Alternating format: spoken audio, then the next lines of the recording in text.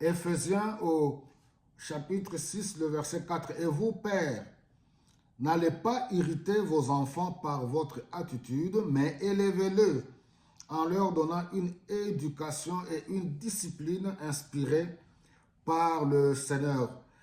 Est-ce possible de sauver nos familles? Oui, avec des valeurs chrétiennes. On a parlé des papas, des mamans. Et là, aujourd'hui, tout à l'heure, nous avons aussi parlé sur le devoir des enfants envers les parents. Les enfants doivent obéir. Et là, on nous dit maintenant, père, c'est quoi, père, n'héritez pas vos enfants? C'est-à-dire, ne soyez pas injustes, ne soyez pas trop sévères, ne soyez pas trop durs envers vos enfants, ne soyez pas provocateurs. Il y a des parents provocateurs, l'enfant n'a rien fait, vous le provoquez. Il y a des parents immatures.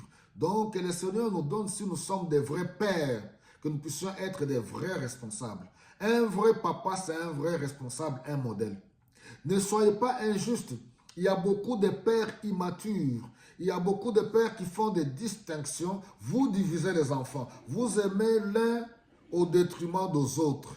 Et c'est pour cela que vous avez beaucoup de problèmes. Jacob en a payé le prix. Quels que soient les sentiments que vous pouvez avoir, vous, nous, les pères, nous devons avoir la maturité, la sagesse de ne pas... Nous devons traiter nos enfants de manière égale. Nous devons les traiter de manière égale. Nous ne devons pas diviser nos enfants. Nous devons les aimer de la même manière. S'il faut punir, il faut punir avec amour. Alors, s'il faut encourager, nous devons les encourager. C'est ce qu'il dit. Mais élever, élever, ça veut dire, nous devons les éduquer. Nous, en les éduquant, nous les corrigeons, mais toujours avec amour, avec respect. Nous devons avoir aussi du respect. Nous devons les respecter. Il y a de ces familles où les pères et les mères ne savent que crier matin, midi et soir. Ce n'est pas une bonne communication. La communication, c'est un dialogue. Je parle ici de ma communauté africaine particulièrement. Pour certains, pas tous. Apprenons à communiquer avec nos enfants. Apprenons à dialoguer. Nous devons les accompagner dans leur croissance. C'est très important. Parce que si nous irritons les enfants, nous brisons quelque chose de précieux en eux. Nous créons en eux le complexe, le manque de confiance. Même si dans certains domaines, ils ne sont pas encore ce qu'il faut être, nous devons apprendre à les encourager, à les accompagner, à être à côté d'eux pour leur montrer que non, vous êtes capable. Tu es capable, tu y arriveras. Voilà, donc tu y arriveras. Donc nous avons une grande responsabilité. L'une des grandes crises, oui, dans nos familles, c'est les pères sont démissionnaires. Pas tous, j'insiste, pas tous. Il y a des pères qui sont démissionnaires. Élever les enfants, pour certains, c'est seulement donner l'argent. Non, non, non. Le père doit être un modèle d'abord lui-même. Est-ce que sommes-nous des modèles pour nos enfants, pour les garçons? Quand je vois les jeunes garçons ici en France ou en Occident ici, les jeunes garçons ont perdu des repères. Ils n'ont plus de modèles. Pourquoi? Parce que les papas, certains papas, sont complètement passés à côté de la plaque.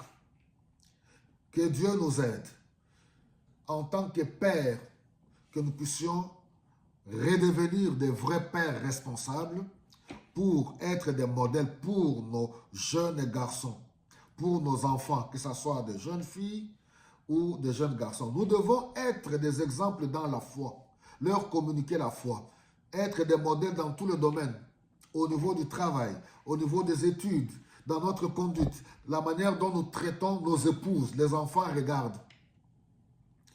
Quand tu es un père qui ne fait qu'insulter ta femme, quand tu es un papa qui ne fait qu'insulter ta femme, parce que vous savez, il y a des hommes comme ça, ils ne savent pas communiquer. Quand ils ouvrent la bouche, c'est injurier.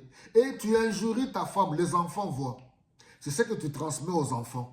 Donc voilà, ici j'ai beaucoup parlé aux pères. Et vous aussi les mamans, il y a aussi des mamans qui ont des injures faciles. Vous ne savez rien communiquer à vos filles. Ce n'est que injurier, insulter, des gros mots dans vos bouches. Mais c'est pour cela, même la façon de vous habiller. Vous les mamans de 40 ans, 50 ans, vous habillez bizarrement comme des gamines de 18 ans. Mais vos filles voient quel exemple. Voilà, que Dieu nous aide.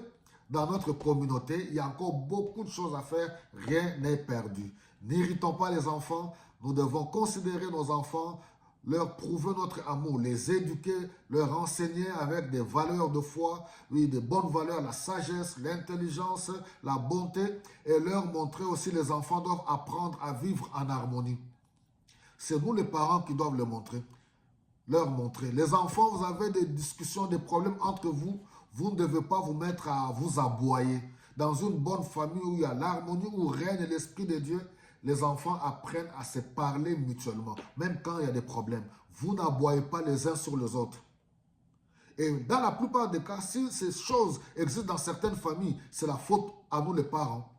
Parce que les parents eux-mêmes sont ceux qui aboient. Le papa aboie sur la maman aboie sur le papa. Et les enfants vont faire quoi? Ils vont aussi aboyer les uns sur les autres.